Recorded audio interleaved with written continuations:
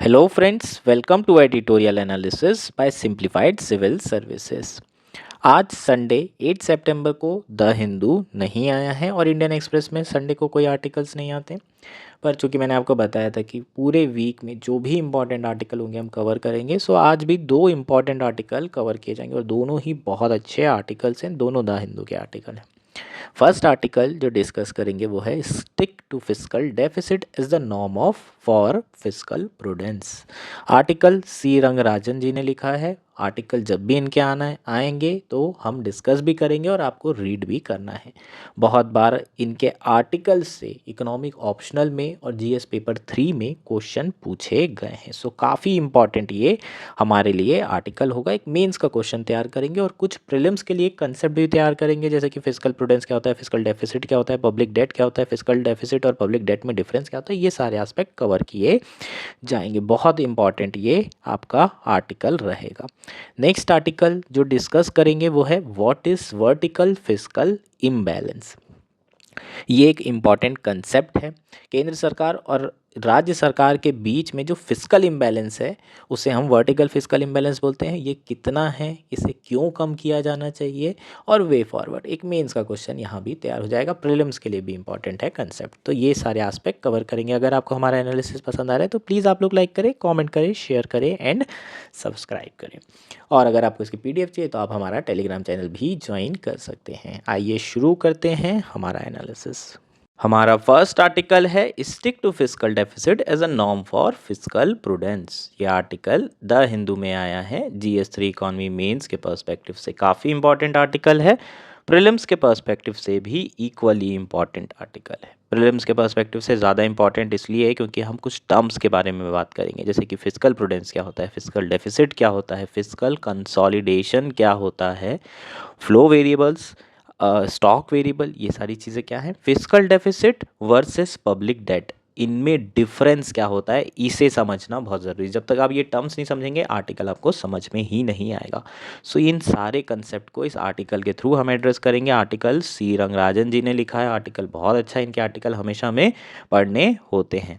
ठीक, एक मेंस का क्वेश्चन भी तैयार कर लेंगे। कैसा क्वेश्चन पूछ सकता है आपको, what is the significance of fiscal consolidation in managing government debt and its impact on broader economy. Fiscal consolidation के सिग्निफिकेंस आपको पूछा जा सकता है। अगर फिस्कल कंसोलिडेशन करते हैं तो उसका इकोनॉमी पे किस तरीके से इम्पैक्ट पड़ सकता है। ये क्वेश्चन आपको इस साल, नेक्स्ट ईयर कभी भी दिखाई दे सकता है। फिस्कल कंसोलिडेशन के ऊपर प्रीलिम्स में कई बार क्वेश्चन पूछे जा चुके हैं। नाउ अब आर्टिकल शुरू करेंगे, उससे पहले कुछ टर्म्स के बारे में बात कर लेते हैं। सबसे पहले फिस्कल प्रूडेंस के बारे में बात करते हैं। What fiscal prudence means? It refers to the careful management of government finances that aimed at maintaining fiscal discipline, sustainability and stability। मतलब क्या है? मतलब ये है कि सरकार जो है क्या करेगी, गवर्नमेंट फाइनेंसेस का केयरफुली मैनेजमेंट करेगी, जिसका मेन जो ऑब्जेक्टिव है वो फिस्कल डिसिप्लिन है, सस्टेनेबिलिटी है और स्टेबिलिटी है। इसको हम फिस्कल प्रूडेंस बोलते हैं। सो set of policies which aimed at maintaining fiscal discipline, sustainability and stability is called fiscal prudence. ये चीज़ें क्लियर है। नाउ सेकेंड जो टर्म है यहाँ पर हम जिसकी बात करेंगे वो है fiscal consolidation. Fiscal consolidation is set of government policies that aim to reduce the government debt and deficit.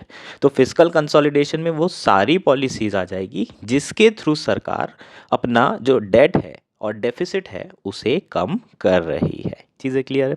सो ये आपका फिस्कल कंसोलिडेशन हो सकता है। अब इसके एग्जाम्पल क्या हो सकते हैं फिस्कल कंसोलिडेशन के, मान लीजिए कि रैशनलाइजेशन ऑफ सब्सिडी। सब्सिडी का अगर हम रैशनलाइजेशन करते हैं, हम टारगेटेड सब्सिडी देते हैं, DBT के थ्रू सब्सिडी देते हैं, तो क्या होगा, लीकेजेस कम हो जाएंगे। लीकेजेस कम होंगे तो सब्सिडी देने में पैसा कम लगेगा। पैसा कम लगेगा तो अल्टीमेटली जो गवर्नमेंट फाइनेंसेस हैं वो बचेंगे, और गवर्नमेंट फाइनेंसेस बचेंगे तो डेट और डेफिसिट कम हो जाएगा। सो ये जो पॉलिसी होगी वो फिस्कल कंसोलिडेशन इंश्योर कर रही होगी। समझ में आया क्या?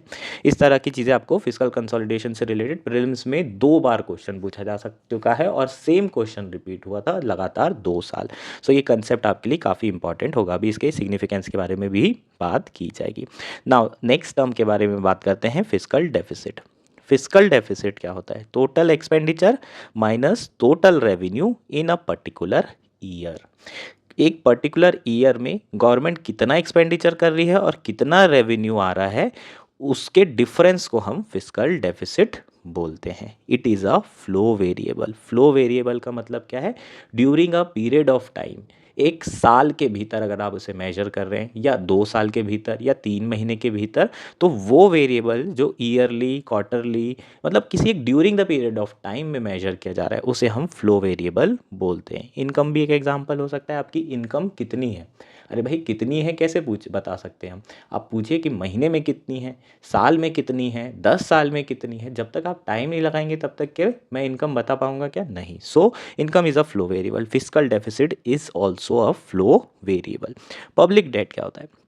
ये भी गवर्नमेंट डेट है और ये भी गवर्नमेंट डेट है, लेकिन फिस्कल डेफिसिट बेसिकली जितना भी हम बोरोइंग कर रहे हैं एक साल में, वो हमारा फिस्कल डेफिसिट होगा।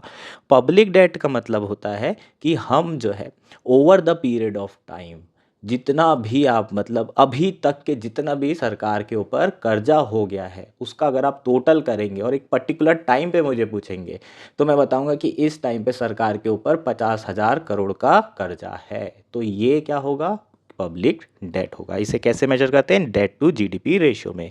और फिस्कल डेफिसिट को भी जीडीपी रेशियो में ही मेजर किया जाता है, जीडीपी परसेंट में मेजर किया जाता है। ये स्टॉक वेरिएबल है। स्टॉक वेरिएबल का मतलब क्या है?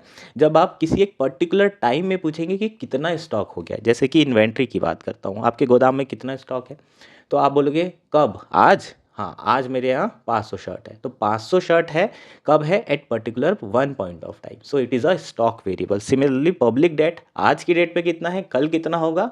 सो पब्लिक डेट, जितना भी सरकार को उस दिन कर्जा चुकाना है, वो पब्लिक डेट कहलाता है। डेट टू जीडीपी रेशियो में इसे मेजर किया जाता है। So total government debt over a period of time जो जमा हो गया, और पर्टिकुलर एक टाइम पे जब हम इसे देखेंगे तो वो स्टॉक जो है वेरिएबल कहलाएगा और ये पब्लिक डेट कहलाएगा। चीज़ें क्लियर है? ये सारे हमारे कंसेप्ट हैं।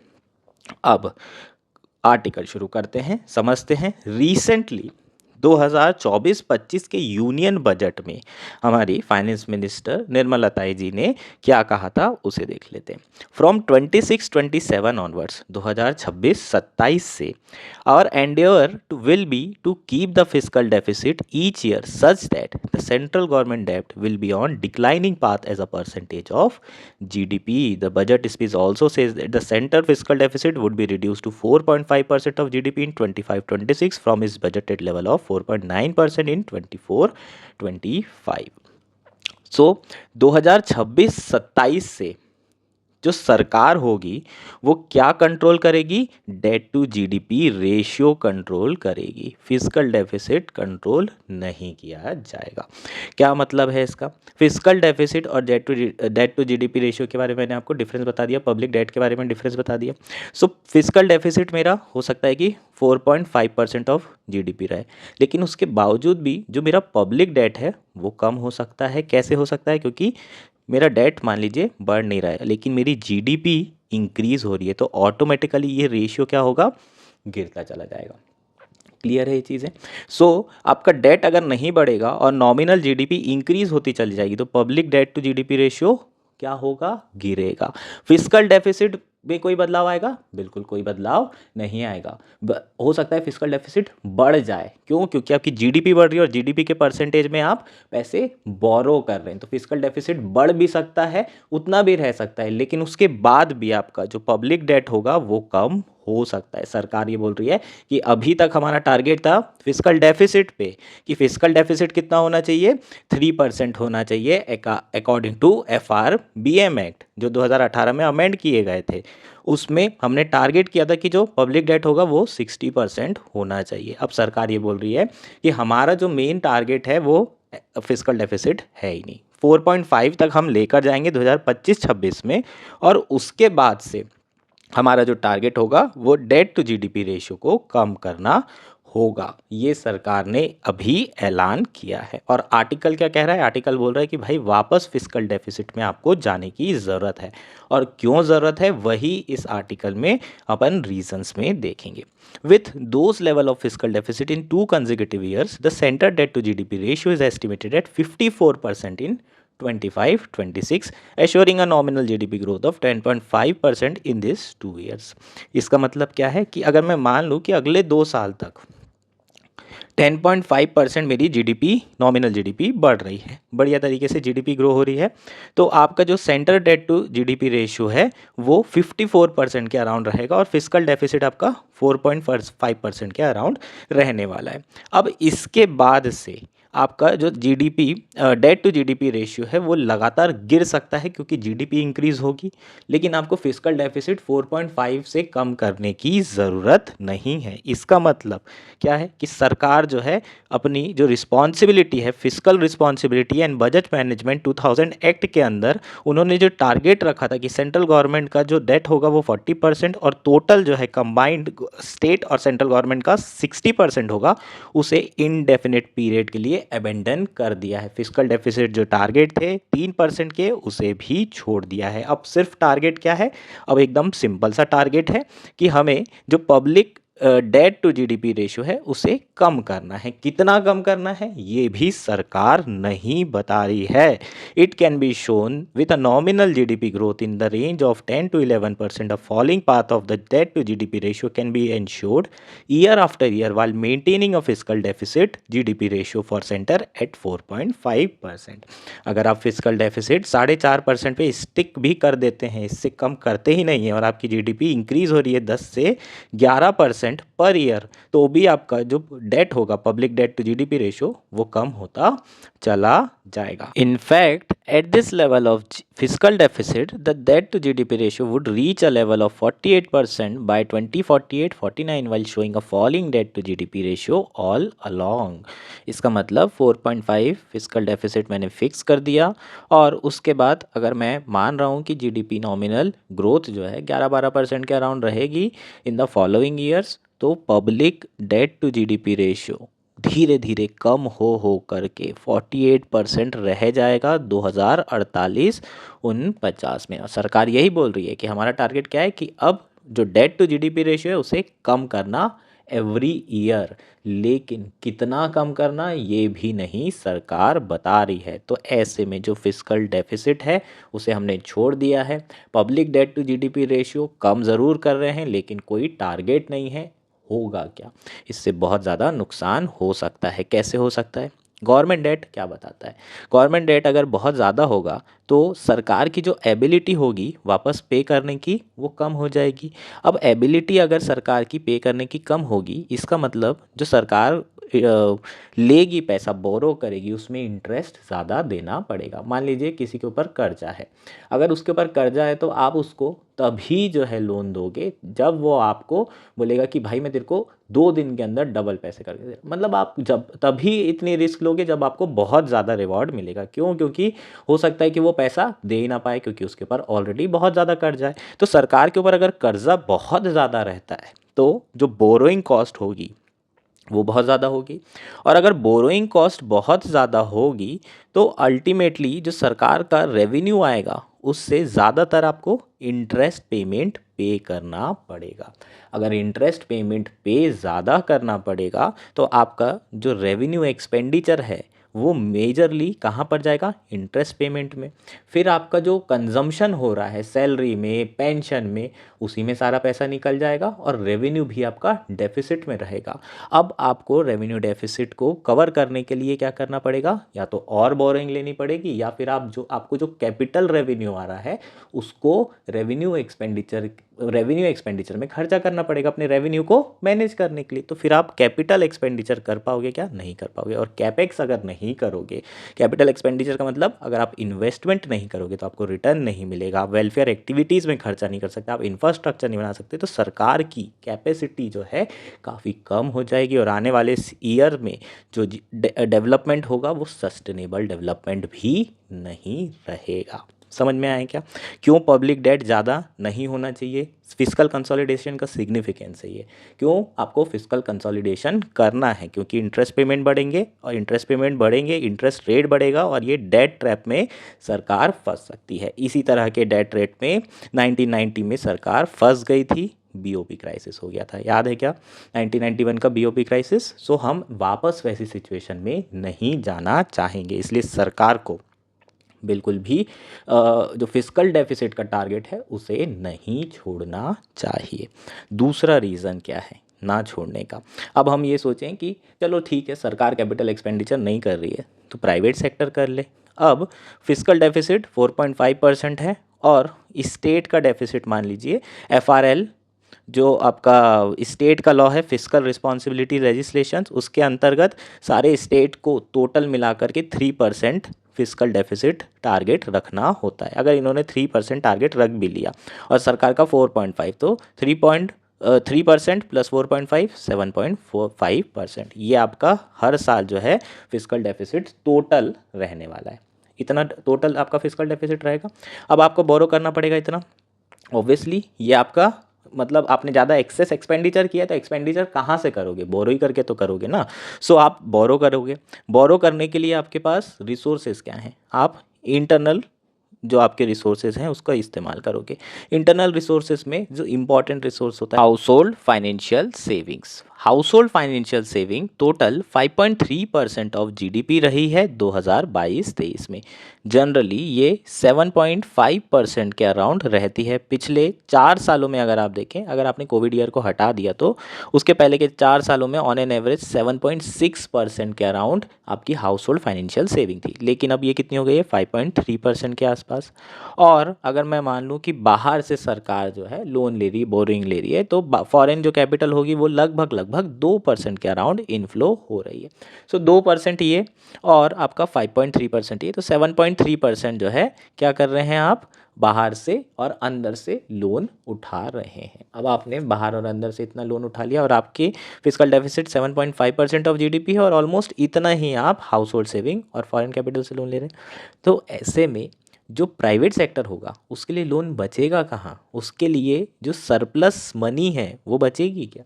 अब उसके लिए सरप्लस मनी नहीं बचेगी तो क्या इफेक्ट होगा? क्राउडिंग आउट इफेक्ट होगा। क्राउडिंग आउट का मतलब क्या होता है कि सरकार इतना ज़्यादा लोन ले लेती है कि प्राइवेट सेक्टर के लिए लोन बचता ही नहीं है। कॉस्ट ऑफ कैपिटल बहुत ज़्यादा इंक्रीज हो जाती है क्योंकि मनी तो लिमिटेड है। 100 रुपये है लेट्स से एग्जाम्पल में। अब 100 रुपये में से सरकार ने 80 रुपये ले ली तो केवल 20 रुपये बैंक के पास बचा, जो कि डियर मनी है, केवल 20 रुपये। और लेने वाले हज़ारों लोग इस 20 रुपये के लिए बोली लगी कि मुझे दो, और ऐसे में इंटरेस्ट रेट बढ़ता चला जाएगा क्योंकि डिमांड ज़्यादा हो जाएगी यहाँ पर। तो इंटरेस्ट रेट बढ़ा देंगे। एक बोलेगा मैं 7% देने को तैयार हूँ, एक बोलेगा मैं 8 देने को, एक बोलेगा 10 देने को। ऐसे में इंटरेस्ट रेट बढ़ेगा। धीरे धीरे बहुत सारे ऐसे प्रोजेक्ट होंगे जो वायबल नहीं रहेंगे और प्राइवेट सेक्टर इन्वेस्टमेंट करेगा ही नहीं। सरकार कैपिटल एक्सपेंडिचर नहीं कर रही है, प्राइवेट सेक्टर इन्वेस्टमेंट नहीं करेगा क्योंकि क्राउडिंग आउट हो गया है, लोन बचे ही नहीं है। तो फिर डेवलपमेंट कैसे होगा? और सस्टेनेबल डेवलपमेंट हो नहीं पाएगा, खतरे में आ जाएगी ग्रोथ। इसके लिए आपका फिस्कल कंसोलिडेशन करना बहुत ज़्यादा ज़रूरी है। आपको फिस्कल डेफिसिट टारगेट में स्टिक करना बहुत ज़्यादा ज़रूरी है। होपफुली ये सारा कंसेप्ट समझ में आया। अब अगर देखें तो इंडिया में जो ratio of centre's interest payment to revenue received है वो लगभग 35% के अराउंड है। इसका मतलब जो हम लोग रेवेन्यू रिसीट हमें मिल रही है उसका 35% कहाँ पर खर्चा कर रहे हैं? सिर्फ और सिर्फ इंटरेस्ट पेमेंट में खर्चा कर रहे हैं। सो हमारा जो फर्स्ट पॉइंट था इंटरेस्ट पेमेंट वाला, उसमें आप ये डेटा डाल सकते हैं। बहुत ज़्यादा हमारा जो खर्चा हो रहा है वो सिर्फ और सिर्फ ब्याज चुकाने में हो रहा है। प्रिंसिपल अमाउंट तो छोड़ दो, केवल और केवल ब्याज पेमेंट ही हम कर रहे हैं और ये ब्याज पेमेंट बढ़ता चला जाएगा अगर हमने कंट्रोल नहीं किया डेट को। अब बहुत सारी कंट्रीज़ ऐसी हैं जो कि जिनका government debt to GDP ratio बहुत हाई है, इंडिया से भी हाई है। किसी का 110%, किसी का 120%। लेकिन उनका जो interest payment to revenue receipt है वो बहुत लोअर है। जैसे कि अगर मैं UK की बात करूं, जापान की बात करूं, यूनाइटेड स्टेट्स की बात करूं, तो यूनाइटेड स्टेट्स का केवल 8.5% है, आपका जापान का 5.5% और UK का 6.6%। इसका मतलब जो इंटरेस्ट पेमेंट वो पे कर रहे हैं रेवेन्यू रिसीट का केवल 5% ही जो है इंटरेस्ट पेमेंट में जा रहा है इन सारी बड़ी कंट्रीज़ में। वहीं इंडिया की बात करो तो इंडिया का लगभग 15 से 19 के बीच में combined interest payment revenue receipt का जो रेशियो रहा है वो 24% के आसपास ऑन एन एवरेज रहा है, जो कि बहुत बड़ा अमाउंट है। अगर इतना ज़्यादा रेवेन्यू रिसीट चला जाएगा तो वेलफेयर कैसे होगा भाई? तो सरकार खर्चा कैसे करेगी, कैपिटल एक्सपेंडिचर कैसे करेगी, ग्रोथ कैसे होगी, क्राउडिंग इन कैसे होगा, ये सारी प्रॉब्लम आ सकती है। सो हमें क्या करने की ज़रूरत है, हमें स्टिक करने की ज़रूरत है फिस्कल डेफिसिट टारगेट 3% पे, अगर हम चाहते हैं कि हमारी जो ग्रोथ हो वो सस्टेन करे और हमें फिस्कल प्रूडेंस के रास्ते पर चलने की ज़रूरत है। यही हमारा आर्टिकल है। आखिरी में कुछ कंक्लूजन दिया हुआ है, ऐसे बहुत इंपॉर्टेंट कंक्लूजन नहीं है, बस इतना जो कंसेप्ट हमने पढ़ा है अगर ये आपको समझ में आ गया है तो आपको क्लियर हो जाएगी कि क्या चीज़ होने वाली है, सरकार क्या प्लान कर रही है और उसके रिपरकशंस क्या हो सकते हैं। आर्टिकल बहुत इंपॉर्टेंट है, अच्छे से इस कंसेप्ट को समझिए। अगर नहीं आ रहा है तो एक बार और मुझे आप पूछ सकते हैं, कमेंट करके बोल दीजिए सर ये वाला पार्ट समझ में नहीं आया है, मैं आपको नेक्स्ट डे वीडियो में वो वाला पार्ट अलग से क्लियर कर दूंगा। चीज़ें क्लियर है। हमारा नेक्स्ट आर्टिकल है what is vertical fiscal imbalance. यह आर्टिकल द हिंदू में आया है। जीएस टू पॉलिटी मेंस के पर्सपेक्टिव से काफ़ी इंपॉर्टेंट आर्टिकल है, प्रीलिम्स के पर्सपेक्टिव से और भी ज़्यादा इंपॉर्टेंट है। वर्टिकल फिस्कल इम्बैलेंस के ऊपर आपको डेटा बेस्ड और कंसेप्चुअल क्वेश्चन पूछा जा सकता है, मेंस में भी आ सकता है, प्रीलिम्स में भी आ सकता है। इस आर्टिकल में हम बात करेंगे वर्टिकल फिस्कल इम्बैलेंस होता क्या है, उसके बाद प्रेजेंट सिनेरियो क्या है, इसका मतलब डेटा क्या है जो शो कर रहा है कि ऑलरेडी वर्टिकल फिस्कल इम्बैलेंस है। सो ये आपको दोनों चीज़ें प्रीलिम्स के लिए इंपॉर्टेंट होगी। मेंस के लिए क्या इंपॉर्टेंट होगा कि क्यों हमें वर्टिकल फिस्कल इम्बैलेंस कम करने की, रिड्यूस करने की ज़रूरत है, उसके पीछे के रीजंस के बारे में बात करेंगे और वे फॉरवर्ड के बारे में बात करेंगे। सो चारों चीज़ें आपके मेंस के लिए इंपॉर्टेंट होगी, प्रीलिम्स के लिए पहले दो आस्पेक्ट इंपॉर्टेंट रहेंगे। अब हम जानते हैं कि हमारे यहाँ जो फाइनेंशियल रिलेशनशिप है यूनियन और स्टेट के बीच में वो असिमेट्रिक है। ज़्यादातर जो फंड आते हैं वो केंद्र सरकार कलेक्ट करती है, जो रेवेन्यू आता है वो केंद्र सरकार कलेक्ट करती है और उसके बाद स्टेट गवर्नमेंट को जो रेवेन्यू है वो ट्रांसफ़र किया जाता है। आर्टिकल 280 के अंदर फाइनेंस कमीशन कॉन्स्टिट्यूट किया जाता है और ये फाइनेंस कमीशन की रिस्पॉन्सिबिलिटी होती है यूनियन और स्टेट के बीच में डिस्ट्रीब्यूशन करने की। जितना भी आपका नेट टैक्स प्रोसीड आ रहा है, जितना भी आपका रेवेन्यू आ रहा है उसे केंद्र सरकार और राज्य सरकार के बीच में डिवाइड करना, इसको हम बोलते हैं वर्टिकल डिस्ट्रीब्यूशन। और हॉरिजॉन्टल डिस्ट्रीब्यूशन क्या होता है, इसमें मान लीजिए कि 100 रुपये हैं, 100 रुपये फाइनेंस कमीशन ने स्टेट और यूनियन के बीच में डिवाइड किए, 42 रुपये स्टेट को मिला और 58 रुपीज़ केंद्र सरकार को मिला। अब ये जो 42 रुपये है 28 स्टेट में कैसे डिवाइड होंगे, इसे हम हॉरिजॉन्टल डिस्ट्रीब्यूशन बोलते हैं। सो यहाँ पर हम लोग किसकी बात कर रहे हैं, वर्टिकल फिस्कल इम्बैलेंस की। इसका मतलब केंद्र सरकार और राज्य सरकार के बीच में जो पैसा डिस्ट्रीब्यूट हो रहा है उसमें कितना इम्बैलेंस है उसके बारे में चर्चा की जा रही है। ऑलरेडी 16 फाइनेंस कमीशन कॉन्स्टिट्यूट हो गई है, उसके जो चेयरमैन हैं वो डॉक्टर अरविंद पनगरिया हैं और ये सारी चीज़ें आपको स्टेट पीसीएस में पूछी जा सकती है। सो इसको रट के बैठो, एसएससीबी एग्ज़ाम आ रही है तो ये सारे फैक्चुअल पॉइंट आपको ध्यान रखना होगा। ठीक, सो यहाँ पर हम बात करते हैं सबसे पहले इस कंसेप्ट की कि वर्टिकल फिस्कल इम्बैलेंस होता क्या है। It refers to a mismatch between revenue raising power and expenditure responsibility of different level of government। यहाँ पर हम नेशनल और स्टेट गवर्नमेंट की बात कर रहे हैं। स्टेट गवर्नमेंट की बात कर लेते हैं कि स्टेट गवर्नमेंट की जो रेवेन्यू रेजिंग पावर है और एक्सपेंडिचर रिस्पॉन्सिबिलिटी है उसमें बहुत ज़्यादा डिफरेंस है और इसी को हम वर्टिकल फिस्कल इम्बैलेंस बोलते हैं, जहाँ पर स्टेट गवर्नमेंट एक्सपेंडिचर ज़्यादा कर रहा है और जो रेवेन्यू आ रहा है उसके पास वो कम आ रहा है। ठीक, as the 15th finance commission noted, state incur 61% of revenue expenditure but collect only 38% of revenue receipts. इसका मतलब किसके ऊपर डिपेंड करता है, वो केंद्र सरकार के ऊपर डिपेंड कर रहा है, कंप्लीटली रिलाई कर रहा है क्योंकि उसके एक्सपेंडिचर ज़्यादा हैं और रेवेन्यू रिसीट्स उसकी कम है। ये चीज़ें क्लियर हुई। नाउ जो प्रेजेंट सिनेरियो है उसे देख लेते हैं। स्टेट्स इनकर 68% of revenue expenditure but raises, sorry यहाँ पर इनकर नहीं आएगा, but raises 38% of revenue receipts. तो ये तो हमने अभी ऑलरेडी देख लिया। दूसरा जो डेटा है वो क्या है, according to 15 finance commission the tax devolution is 41%। 4%.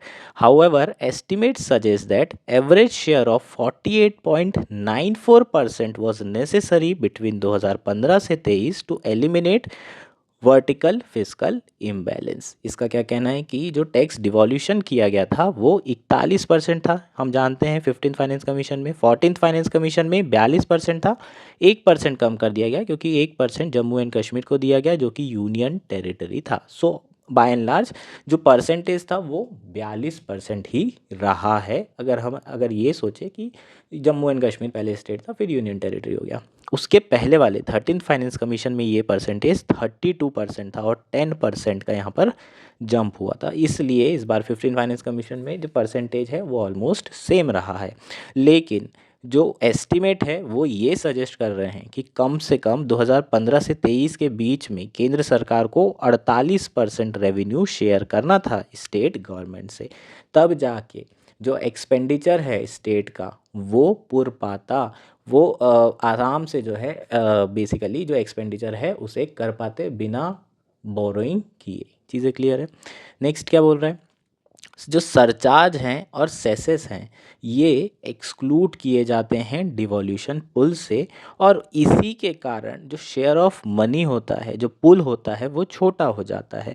So surcharge और सेस आप इंक्लूड ही नहीं करते, इसे डिवॉल्यूशन में इसे शेयर ही नहीं किया जाता स्टेट के साथ में। तो टोटल जो आपका मनी पुल है वो छोटा हो जाता है। तो 100 रुपये का 40% कम है, लेकिन 200 रुपये का 40% काफ़ी ज़्यादा अमाउंट हो जाएगा। सो आप जो है पुल भी कम कर दे रहे हैं जिसे आप शेयर कर रहे हैं, क्योंकि आप बहुत ज़्यादा सरचार्ज और सेस लगाते हैं और वो आप स्टेट से शेयर नहीं करते। तो ओवरऑल स्टेट की जो हालत है वो अच्छी नहीं है। ऐसा नहीं है, केंद्र सरकार बहुत सारे ऐसे सब्जेक्ट्स हैं जो कि कॉन्करेंट लिस्ट में है और स्टेट लिस्ट में है, उन पे भी खर्चा कर रही है, जैसे कि एजुकेशन हो गया, जैसे कि आपका हेल्थ हो गया। लेकिन प्रॉब्लम क्या है, यहाँ पर जो फंड दिए जाते हैं वो कंडीशनल और टाइट फंड होते हैं। ऐसे में स्टेट के पास ऑटोनॉमी नहीं होती है। सो हमें फिजिकल जो वर्टिकल फिजिकल इम्बैलेंस है उसे रिड्यूस करने की ज़रूरत है। क्यों ज़रूरत है, उसके पहले का रीज़न क्या है, डिसेंट्रलाइजेशन ऑफ एक्सपेंडिचर। जो एक्सपेंडिचर है उसका डिसेंट्रलाइजेशन किया गया है। ऐसा क्यों किया गया है, ताकि एफिशिएंसी बढ़ाई जा सके। जितना पावर लोकल गवर्नमेंट के पास होगा एक्सपेंडिचर करने का, उतना ही एक्सपेंडिचर बेहतर होगा। आपको याद होगा केंद्र सरकार 1 रुपये सेंड करती थी, भेजती थी, और लोगों तक सिर्फ 15 पैसे पहुंचते थे, क्योंकि इतने सारे मीडिएटर हुआ करते थे। डायरेक्ट 1 रुपये जो है स्टेट गवर्नमेंट को या लोकल गवर्नमेंट को दे दी जाए तो वो डायरेक्टली एक्सपेंडिचर कर सकती है। सो एफिशिएंसी बढ़ाने के लिए जो एक्सपेंडिचर है उनका डिसेंट्रलाइजेशन हुआ है इन लास्ट 70 to 75 ईयर्स, और इनका जो एक्सपेंडिचर है वो भी अच्छा खासा बढ़ चुका है, रिस्पॉन्सिबिलिटी भी बहुत ज़्यादा है।